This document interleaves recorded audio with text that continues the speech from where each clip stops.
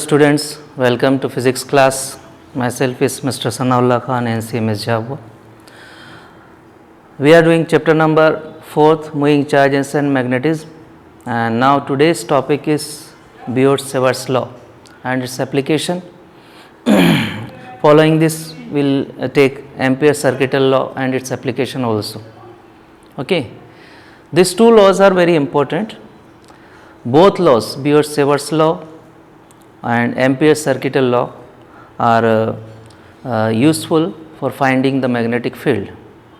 So, first we are going to take Biot-Savart's law. Okay. First, Biot-Savart's law. T is silent here, we can call it Biot-Savart's law also. Okay. What do we understand by this and what is the use of this law? This law is used to determine the strength of the magnetic field at a particular point. We can determine the magnetic field at a particular point due to any current carrying conductor. Okay. According to this, suppose that there is a long straight wire, current carrying conductor it is, and here the current I is moving through this wire in upward direction. Due to this flow of current in a conductor, at this particular point, this wire, this conductor is of infinite length. We take a small element of this particular wire, that is dl. dl is a small part of this wire. Okay. We considered it a small element dl from A to B. Actually, it is not too big, actually, it is a very small part. Okay. But in order to explain to you, A to B is a dl part.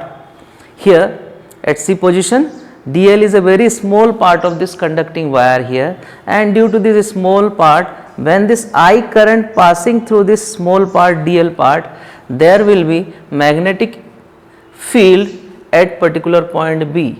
What will be the magnitude of magnetic field at particular point P due to this small element dl? When I passes through this small element dl, IDL is considered to be a current element. Okay. Due to this current element, there is a intensity, some intensity of magnetic field at point P, magnitude of magnetic field at point P. We have to determine magnetic field at point P. Okay. So, according to this, when a small element we are taking here, very small part of this conducting wire dl part, when current passes through this dl, very small magnetic field, magnitude of magnetic field is produced at point P here, that is dB. The distance of this point from this dl element at P point is supposed to be r. R is the distance, and this position vector r, we can consider that dl is also a vector quantity. When current move in this particular direction, the direction of dl is also along the direction of current, and r is the position vector, this is the direction. R and dl make some angle theta here. Okay. There is an angle between dl and r, small element, and the r position vector, there is an angle between them, that angle is considered to be theta. Okay. Now, at point P, a very small magnitude of magnetic field is produced there. We have to determine that magnetic field. This intensity of magnetic field depends on all these factors. Which are the factors affecting this? Intensity of magnetic field dB, which produced at point P, is directly proportional to the current flowing through this. dB is also directly proportional to the dl, small element. If current, the strength of the current is larger, the magnetic field at point P will be also larger. If dl is larger, increases, then dB also increases there. So, dB is directly proportional to I, dB is also directly proportional to the small element dl, dB is also directly proportional to the angle between dl and r, we call it sin theta. Okay. Sin theta is the angle between r and dl. Okay. So, it is also directly proportional to sin theta. Number 1, dB is directly proportional to current flowing through conductor. Number 2, dB is directly proportional to the small element dl. Number 3, dB is directly proportional to sin theta. Number 4, dB is inversely proportional to the distance from small element to point P, that is r. Magnitude of position vector r is r here. So, it is inversely proportional to r. Why it is inversely proportional to r? So, we can say that if the distance of the point P keeps on increasing, there will be decrease in the intensity of magnetic field, and if the distance decreases of point P from the current element, there will be increase in the intensity of magnetic field. So, dB is inversely proportional to the r, and r is the distance between point P and small element dl. Okay. So, by combining all these 4 terms, we come to conclude that here, see that dB is directly proportional to dl, dB is directly proportional to current, proportional to sin theta, and inversely proportional to r square, that is the 4 terms. When we combine all these 4 terms, we come to know that dB is directly proportional to I dl sin theta upon r square. Let us suppose this is equation number 1. This is equation number 1, and this equation number 1, when we just take out the proportionality sign, we have to use one constant term there. So, when proportional sign is taken out, we can say that dB is equal to k I dl sin theta upon r square. Let us suppose this is equation number 2, where k is a constant of proportionality. The value of k is equal to mu naught upon 4 pi. What do we understand by mu naught upon 4 pi, and what is mu naught here? Mu naught means, in case of electricity or in electrostatics, we have seen that epsilon naught, that is the permittivity of free space. Similarly, in case of magnetic field, we use this mu naught. Mu naught is the permeability of free space. Okay. So, permeability of free space, we call it absolute permeability also. Okay. In case of vacuum, means in between this particular conducting wire and particular wire, there is a free space between them or vacuum between them, we use this term k is equal to mu naught upon 4 pi. Okay. So, what is the value of mu naught? If we cross multiply, the value of mu naught upon 4 pi is said to be 10 to the power minus 7. Okay. When we use this value of k here, our expression number 2 or equation number 2 will become mu naught upon 4 pi I dl sin theta upon r square, that is equation number 3. What will be the unit of mu naught?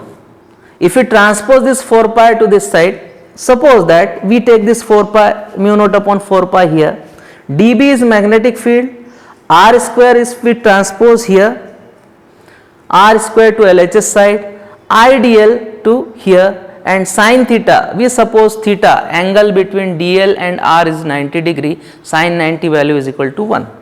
So, r square is transposed to there, I dl is transposed to down here, only mu naught upon 4 pi is left. Unit of magnetic field is Tesla, unit of r square meter square, and I into dl is down here, unit of current is ampere and dl is meter, 1 meter is cancelled by meter. So, and numerator we get Tesla meter and in denominator we get ampere. So, here the unit of this one mu naught is considered to be, if we take out the value of mu naught upon 4 pi is actually 10 to the power minus 7, and if we place unit here, so unit of mu naught we can consider that Tesla meter ampere inverse, Tesla meter upon ampere or Tesla meter ampere inverse. In case of Weber per meter square, if we use that, so we can use this unit also, Weber meter inverse ampere inverse. Okay. So, this is the value of mu naught. Mu naught is what? Actually absolute permeability of free space. In this case, we use this term, constant term, mu naught upon 4 pi in equation number 2. Equation number 2 will become this one, dB, the small magnitude of magnetic field, is equal to mu naught upon 4 pi I dl sin theta upon r square, equation number 3. It gives us the magnitude of magnetic field at a point P.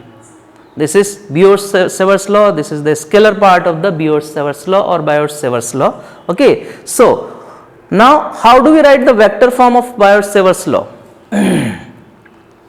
If we consider that this is our expression, equation number 3 here, sin theta, ideal sin theta here, okay, sin theta upon r square is there. So, if you want the direction, if you want to write this in a vector form, this Biot-Savart's law, we consider that dB is equal to mu naught upon I dl. dl is a vector quantity, the direction of dl small element is in the direction of current, into vector r cap. R cap is the unit vector to show the direction upon r square. Now, what do we understand by the unit vector? Unit vector is equal to given vector upon magnitude of given vector. R cap is equal to vector r upon magnitude of vector r. Magnitude of vector r means r only, scalar quantity. If we place this value of r cap here, so what do we get here? dB, vector dB means vector form we are writing this mu naught upon 4 pi I into dl cross vector r upon r cube. This r square and this r will become r cube here. So, this equation number 4 is the vector form of this law, Biot-Savart's law. Okay. The direction of magnetic field at P can be determined by using the right hand screw rule or right hand palm rule. Okay. What will be the direction of magnetic field at point P? How do we find out the direction in this case? So, in this law, if we take the figure again in order to find out the direction, we have taken out the magnitude of magnetic field dB here, and dB is equal to mu naught upon 4 pi I dl sin theta upon r square, scalar part of it. Okay. So, if we see this, the magnitude of magnetic field at point P here, what will be the direction of this magnetic field? How do we find out the direction of this magnetic field? So, we see here that the current is moving in an infinite long conducting wire in this particular direction. When current passing through this small element dl, it will become current element IDL here. So, we use right hand palm rule also to determine the direction of magnetic field. This is our right hand, this is the thumb of our right hand, and here palm is there, and these are the fingertips. Okay. So, what do? The thumb of our right hand, we keep the thumb of our right hand in the direction of current, where the current is passing from here dl. So, in the direction of dl, okay, we keep our thumb in the direction of dl, and palm is in the direction of position vector r. When this fingertips reaches to here P, then we have to bend on our fingers like this. Okay. So, when we bend our fingers like this, tips of the fingers like this, the direction of magnetic field will be inward, and this cross sign is only the direction of magnetic field to inward direction, means the magnetic field direction is inward in this case. Suppose that if the current is flowing from bottom to top in this direction, suppose the direction of current changes here. Now, suppose that current is flowing from top to down here. Okay. The direction of dl is also this one along the direction of current. So, what do? How do we find out the magnetic field direction here? So, we have to keep our thumb in the direction of dl like this. Okay. And palm is in the direction of r, and when our tips reaches to point P here, we curl on our tips like this. So, tips of our fingers will show this direction, and this direction will be outward direction, and outward direction of magnetic field is shown by a dot in a circle. A dot in a circle, we can identify that the direction of magnetic field is outward from here, and inward cross sign shows the inward direction of magnetic field. Okay. So, this is about the direction of magnetic field here in Biot-Savart's law. Okay. Now, we just see that this is the scalar form of Biot-Savart's law, and here we have studied the vector form of Biot-Savart's law also. Now, what are the application of these laws? How do we apply this law? Generally, these laws are used to determine the magnetic field at a particular point there. Okay, we use one of the application of Biot-Savart's law, and that is the magnetic field on the axis of current carrying circular loop. Okay, now this is very important application of Biot-Savart's law. This is a figure actually. Here you can see the circular loop is there, and circular loop, you can see this is the center of circular loop, and the radius of this circular loop is supposed to be capital R. We see this line from this center to this line, straight line, is said to be the axis of this circular loop. According to the topic, what we have to do, we have to determine the magnetic field on the axis of current carrying circular loop. This is the axis of current carrying circular loop, and we have taken one point P here, and this is the only point where we have to find out the magnetic field. Okay.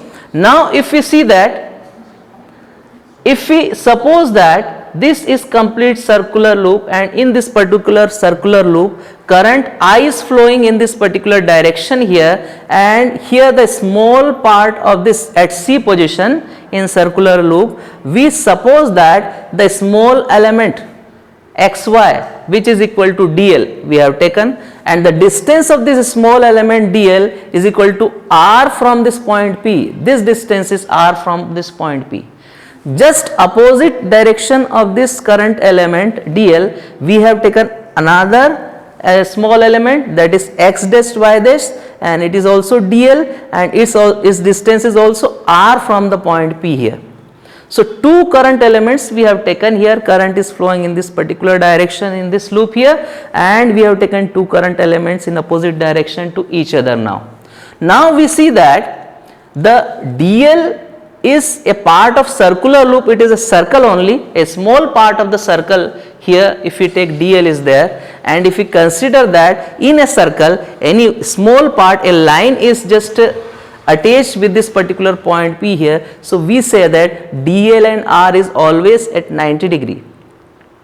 The direction means the angle between dl and r is 90 degree. Here also we can see any part of this circle, if we consider any line through this point here, any point over the circle here attached with point P, its direction, its angle is 90 degree, means angle between r and dl will be 90 degree. Here angle theta we have supposed that at point P over the axis of it. Okay, the distance of this point P is supposed to be x here. Okay, now here we have to determine the magnetic field at point P.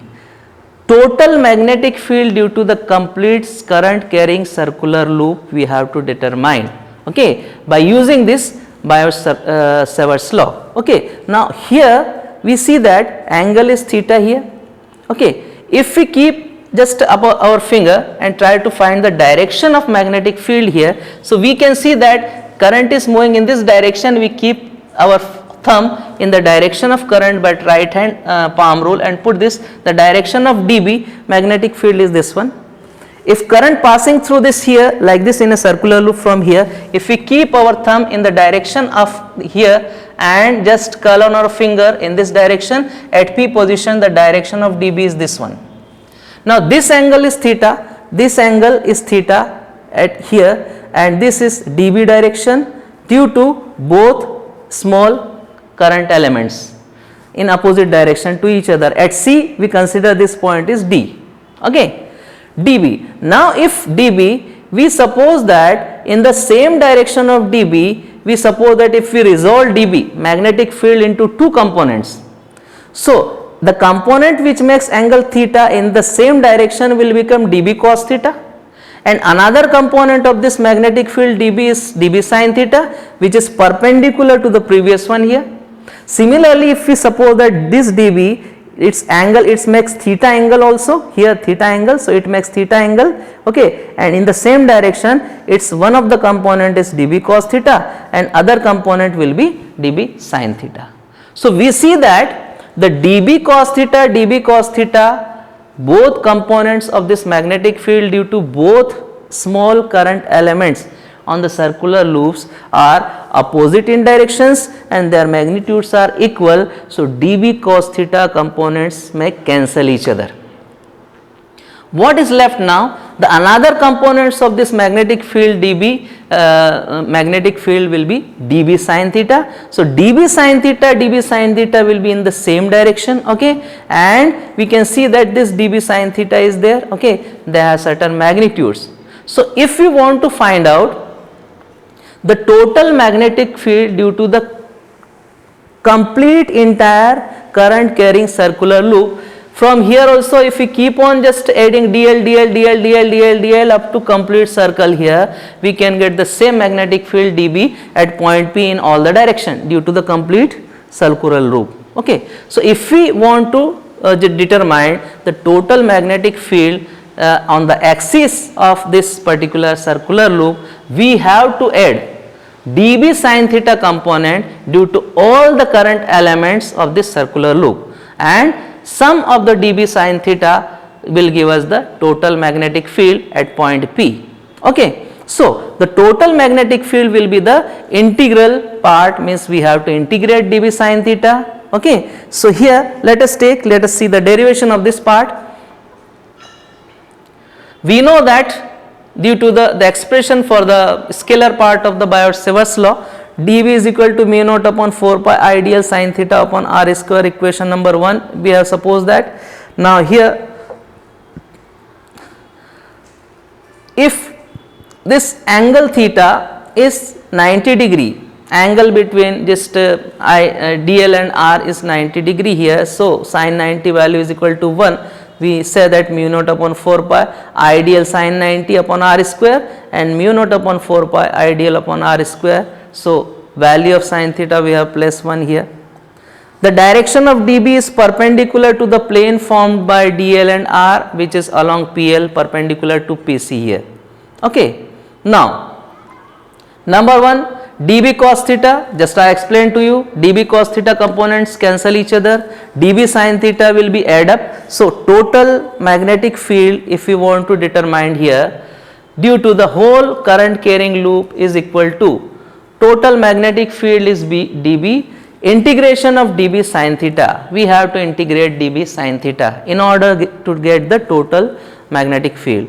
Now we place the value of dB here, okay.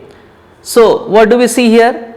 We place the value of dB here, dB sin theta here, so we put the value of B, in case what do we get here, mu naught upon 4 pi I dl sin theta upon r square. Now here in this particular case dl, rest of the things are constant, so the integration we can consider the close integration also, close symbol also. So mu naught upon 4 pi I dl sin theta upon r square is there, we take the constant term out and the integration of dl.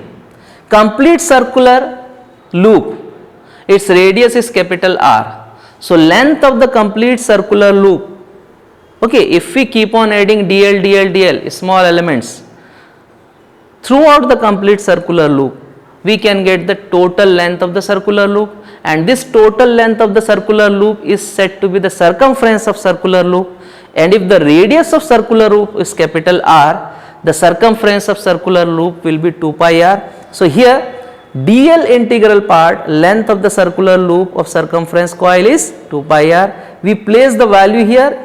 In this case, when we place this value here, what do we see, that mu naught upon 4 pi I sin theta into 2 pi r upon r square. So this is equation number 4, suppose that. Now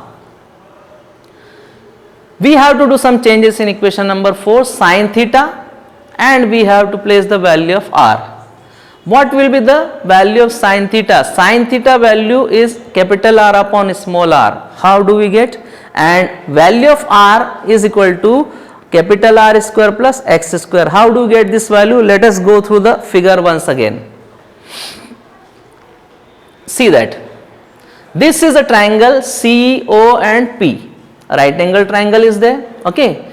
This side OC is perpendicular side, angle theta is here, and this hypotenuse side is supposed to be small r. So sin theta is equal to perpendicular upon hypotenuse capital R upon R.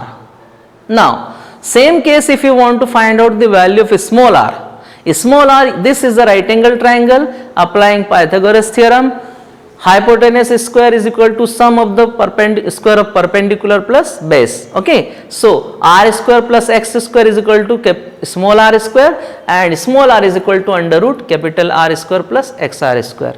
In this way we got the value of sin theta and small r. We place the value of sin theta and small r in equation number 4. What do we see here? Let us see. When we place the value here, this is sin theta value capital R upon small r, and value of small r, if we place this one r square, r is equal to under root capital R square plus small x square. Okay, then it means that is small r is equal to under root or r square plus s square to the whole power 1 by 2. 1 by 2 plus square. Okay, 2 plus 1 by 2 will get 3 by 2. So what do we get here? We get here, in this case we get mu naught upon 4 pi 2 pi I r square upon r square plus x square to the whole power 3 by 2. This is supposed to be equation number 6. Okay. Now in this case, now if number of terms are there in a circular loop, then capital N, total number of turns are there in a circular loop is capital N. We keep here, multiply this term by capital N, we get here mu naught upon 4 pi into 2 pi capital N I r square upon r square plus x square to the whole power 3 by 2. This is equation number 7, and this gives us the magnetic field at point P. Point P is on the axis of circular loop due to the current carrying circular loop. Okay. So we got, this is the expression for the magnetic field on the axis of current carrying circular loop. Suppose that the distance x of this particular point P is very larger in compared to the radius of the circular loop. A small capital R is very small than x. X is the distance of point P from circular loop. In that case, the value of r square is negligible.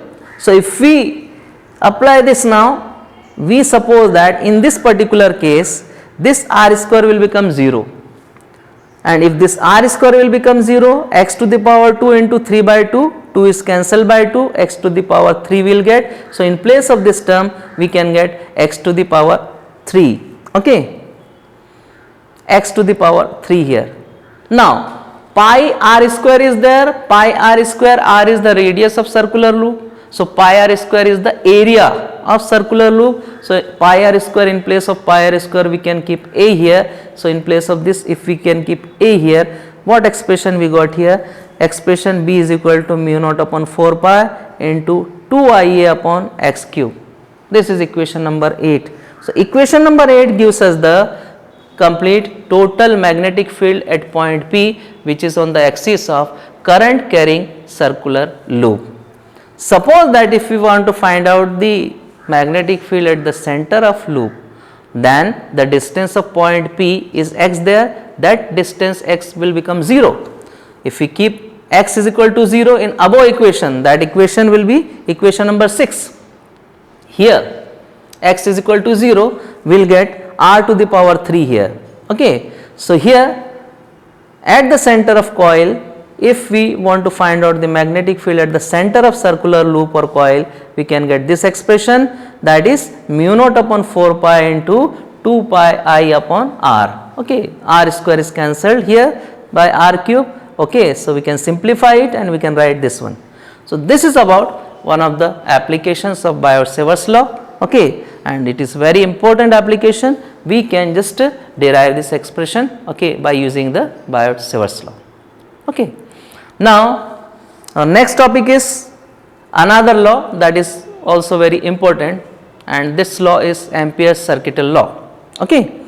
So This law is also very useful, or this law is also used to determine the magnetic field at a particular point. In different situations we can determine the magnetic field by using this law.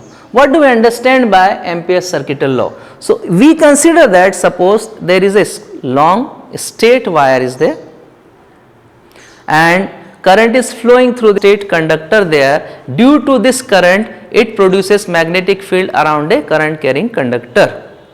We suppose that if I current is passing through a long straight wire there, it produces I magnetic field.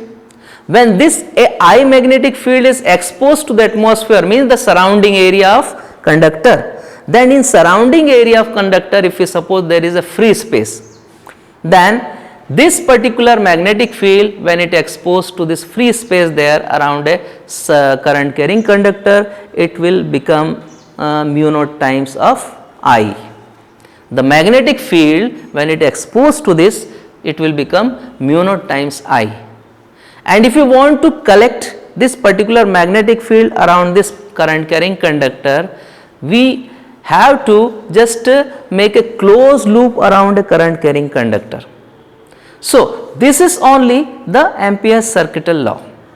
So Ampere's circuital law says that if a current carrying conductor is enclosed by a closed path, then the total magnetic field due to this complete closed path, means the integral, line integral of this of a magnetic field of this due to this closed path will be equal to mu naught times the I magnetic field, means mu naught time I magnetic field is exposed to the surrounding there. Okay, so it will become mu naught times I. So statement of Ampere's circuital law says that the line integral of magnetic field around any closed path in free space is equal to mu naught times the net current passing through the closed path or net current threading out from the plane of the circular path. If circle is made like this, the plane of the circle is this one. So if the plane of the circle is this one, then this is supposed to be the circle, okay, circle, and if the plane of circle is this one, the current will pass through this conductor through the center of it in this particular direction. So we can call it threading out or passing through the current carrying passing through the closed path there. This is the statement of Ampere's circuital law. The mathematical term line integral of this magnetic field, what does it mean? That at each point on the circular path there, the magnetic field be there and the small element of this closed path is considered to be dl. The direction of magnetic field and the direction of a small element dl will be same. Okay, so the angle between both b and dl will be 0 degree. Okay, and the magnitude of magnetic field at each point on this particular closed path will be constant or same, remains same. So this is the figure now. According to this figure, the mathematical term says that closed integral, okay, line integral of a closed path is indicated by this, okay, vector b dot vector dl, which is equal to mu naught I. So this is the, according to this is the expression for the Ampere's circuital law, and we have to derive this, okay, we have to give the proof of this. Let us suppose that according to this figure, yes, current carrying straight conductor is there, I current is moving in upward direction in this current carrying conductor. We suppose that this is the closed path, means this closed path is supposed to be the Ampere's loop also, we call it Ampere's loop, and at a point here a small element dl is there and the direction of magnetic field is this one. The radius of this closed path is small a. Now b is the magnetic field, dl is the small element which is a vector quantity. We consider this figure is in free space, so mu naught is the permeability of free space. We suppose that I is current flowing through this conductor. Then here, according to the figure, we suppose that when the magnetic field due to the current carrying infinite conductor at a distance r, By Biot-Savart's law, we have the expression, we have the proof that whenever the current passes through the infinite long current carrying conductor at a distance, any distance at a point here, there, so we consider distance a there according to this figure. A, its expression will be B is equal to mu naught upon 4 pi 2I upon A. This we have suppose we are using Biot-Savart's law here, and we suppose this is the equation number 1 according to this figure. Now, consider the radius of this circular loop, Ampere's loop is A around the wire. XY be the small element, that is dl, vector dl. B is the magnetic field in the direction of dl. Angle between both this is 0 degree. Okay, and the direction of magnetic field is always tangent to the Ampere's loop, tangential direction to the Ampere's loop. So, first we take out the B dot dl, vector B dot dl here. So, B dot dl, this is the dot product of two vectors here. Dot product of two vectors means vector A dot vector B is equal to AB cos theta. Okay, so vector B dot vector dl will be B dl cos theta, and since the angle between both terms is 0, cos 0 value is equal to 1 there. What do we get here? We get B dl. So, vector B dot vector dl, we get B dl here. Okay, then taking the line integral over the closed path we get. Now, we have to determine the line integral. Now, we are taking the one part of Ampere's circuital law. According to the statement, the closed integral of vector B dot vector dl is equal to mu naught times I. We are taking LHS part of that. LHS is closed integral of vector B dot vector dl, and here it will become B dl. So, we place this B dl here.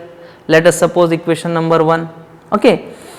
According to equation number, this is equation number 2. According to the equation number 1, value of B is equal to how much? Mu naught upon 4 pi into 2I by A. We place the value here, okay, in place of B. We take out the constant term out.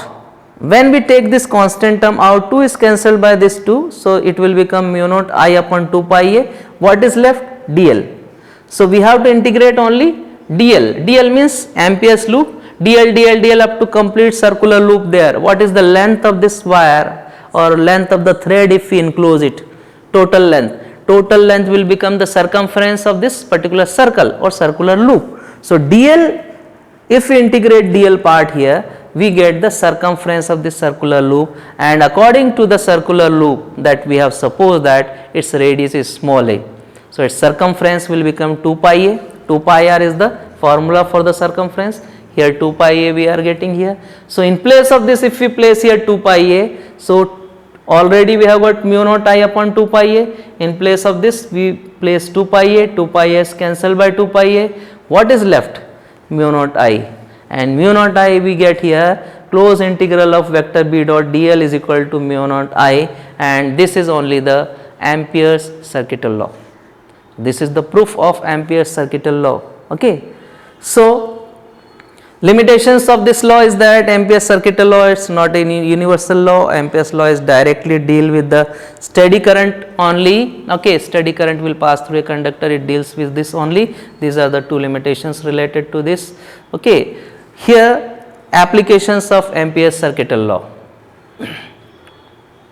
Now, we have seen that in last topic Biot-Savart's law we have taken one application, and we have determined the magnetic field on the axis of current carrying circular loop by using the Biot-Savart's law. Now, we are going to use this Ampere's circuital law, and we try to determine the magnetic field due to different situations. So, first topic we are taking here that magnetic field of a strong state conducting wire using Ampere's law. A state conducting wire we are taking here, and we have to determine the magnetic field. Okay. So, we use Ampere's law here. Let us see the figure here. What is figure? This is figure now. This is the state conducting wire. I current is passing through this, and at a distance p from this conducting wire here, we have to determine the magnetic field at p here. Okay. So this is center of the circular. We assume a Ampere's loop around the conducting wire there. The condition for the assumption in order to imagine the Ampere's loop, the condition should be there. This loop should pass through the point where we have to determine the magnetic field. So Ampere loop is passing through this point P. Its distance, the radius of this loop is r, small r, we suppose that. Now we have to determine the magnetic field at point P. Let us consider a straight long conducting wire, okay, through which current I flows. Point P, which is at a distance r from the conducting wire, consider Ampere loop, whose radius is small r, we have supposed that. We consider at a point P there is a small element dl and magnetic field B, and their directions are also same. And the direction of magnetic field at point P on Ampere's loop is tangential to the loop. Angle between B and dl then will become 0. Everywhere we have seen that on applying Ampere's law to the closed path here. So we apply Ampere's law here. Ampere's law says that closed integral of vector B dot vector dl is equal to mu naught I.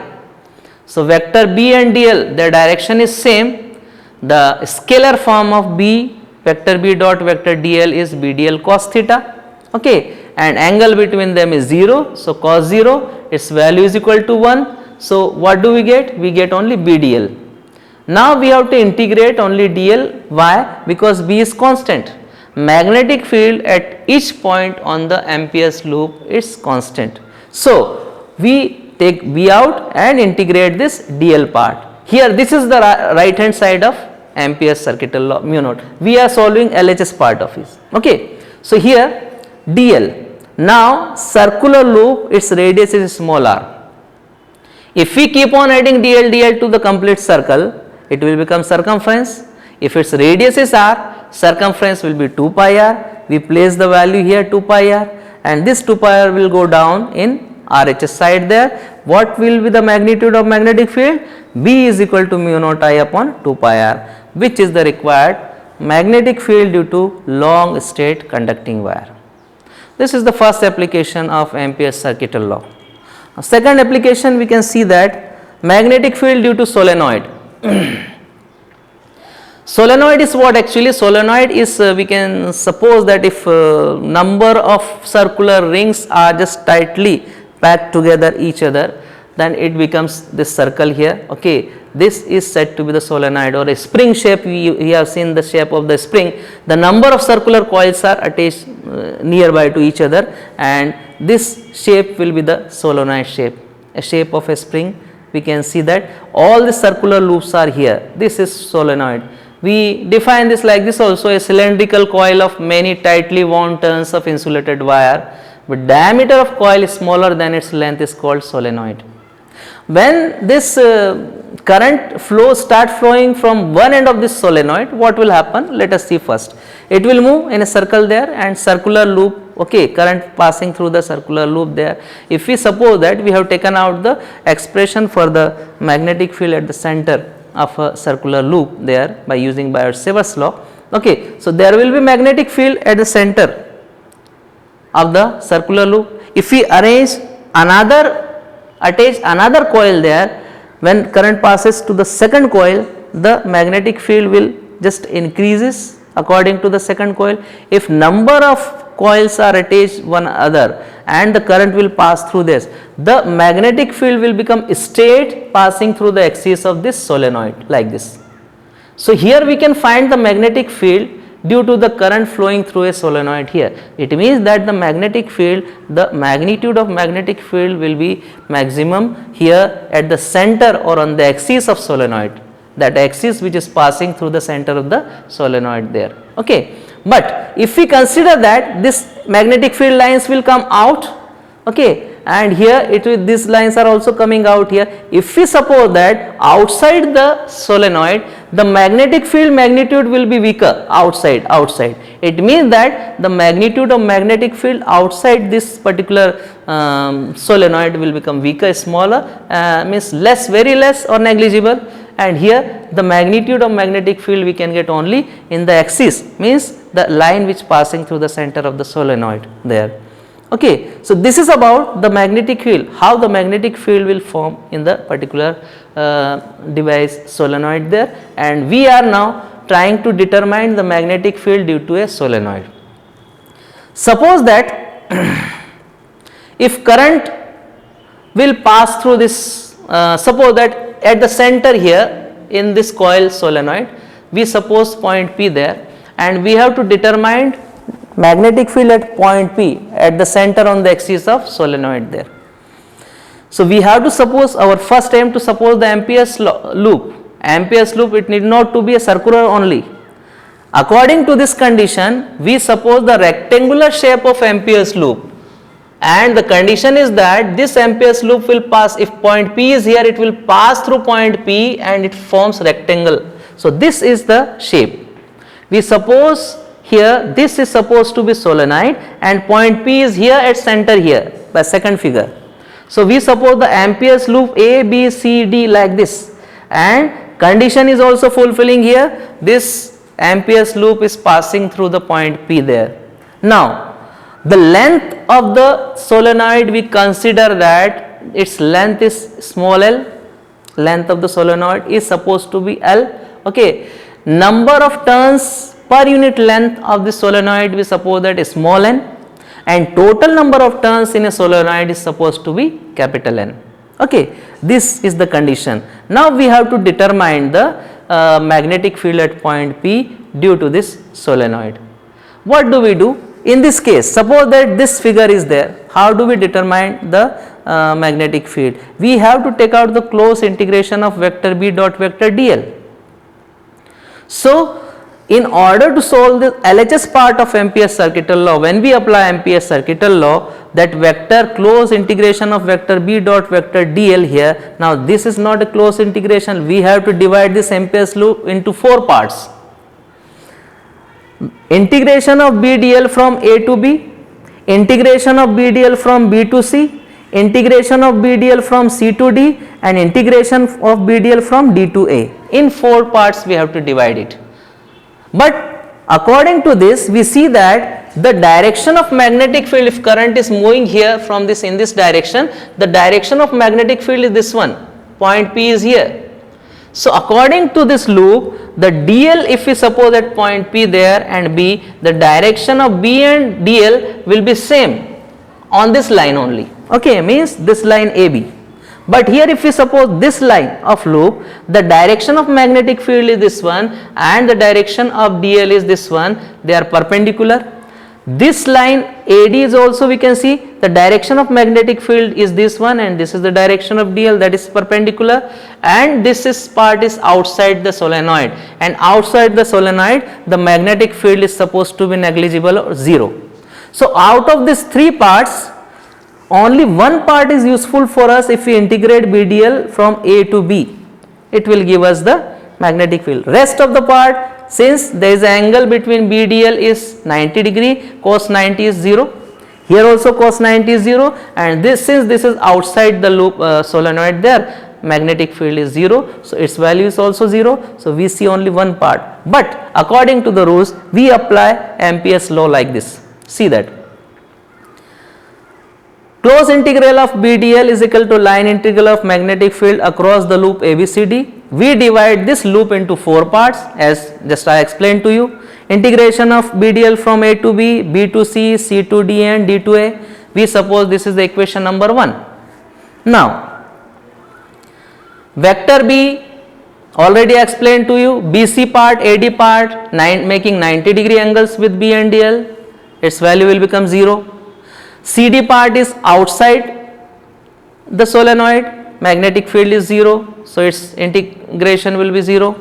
Only AB part is left there. So for path AB, the direction of DL and B is same, means theta is equal to 0 degree. So we can see that from equation number 1, close integration of BDL here, rest of the part we take only A to B part, then DL. B is constant. According to the circuital law, magnitude of magnetic field at each point on the loop is constant. So we take B is outside there, and dl we have to integrate. dl we have to integrate, so length of this loop we suppose small l. So dl is equal to L. So what do we get? BL.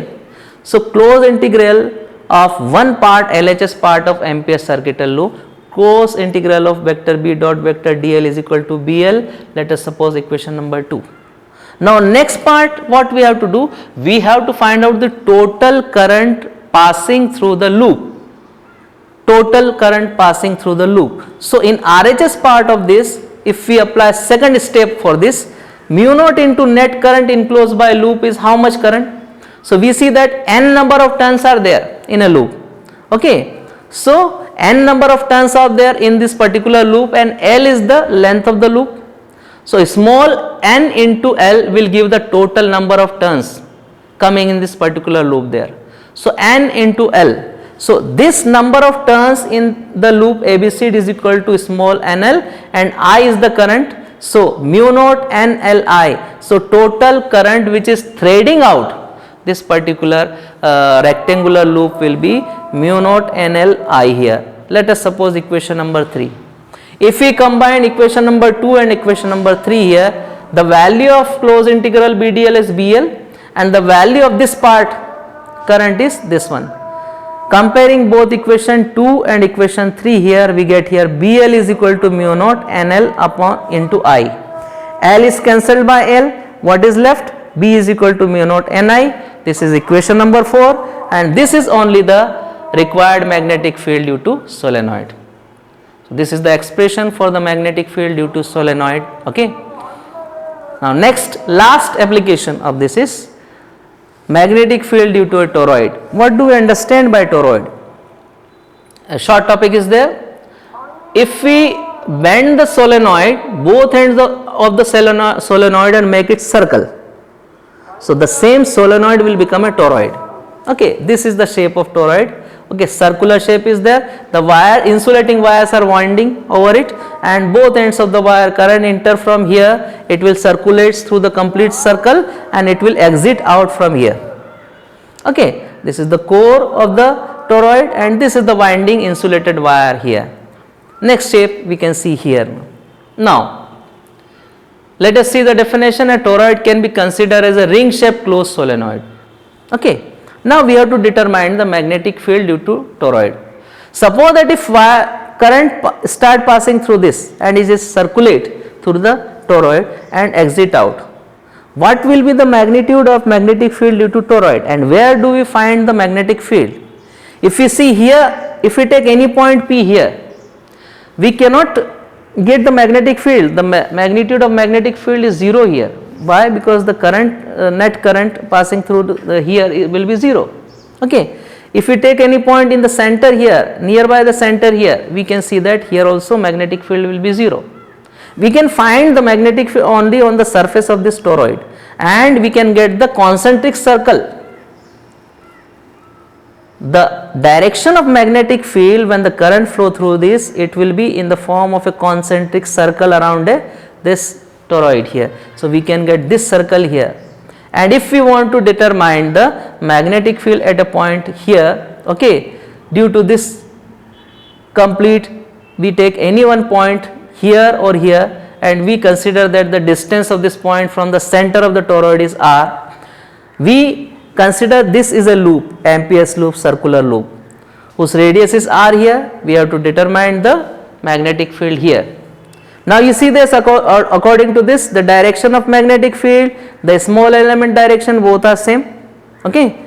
How to determine now the magnetic field on the surface of toroid there? N number of turns are there per unit length of this toroid, small n. I be the current passing through this. Magnetic field mainly remains in the core of the toroid, and R in the form of concentric circles. Okay. Consider such circles of radius is r.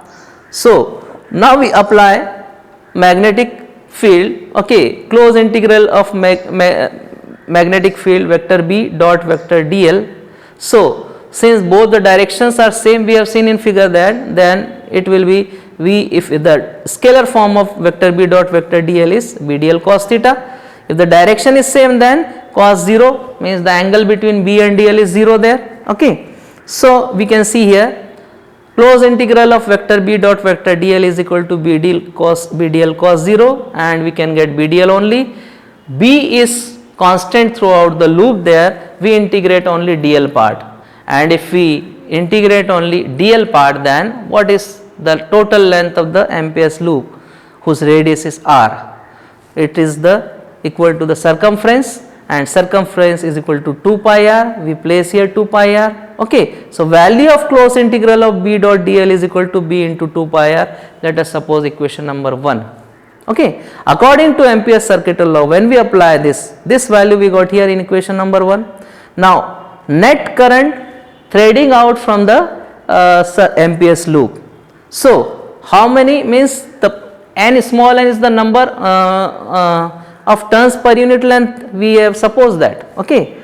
Current enclosed by the circular loop of radius. So total number of turns into current I, because I current is passing through this, mu naught into n number of turns throughout the circumference of loop. So n into 2 pi r into I.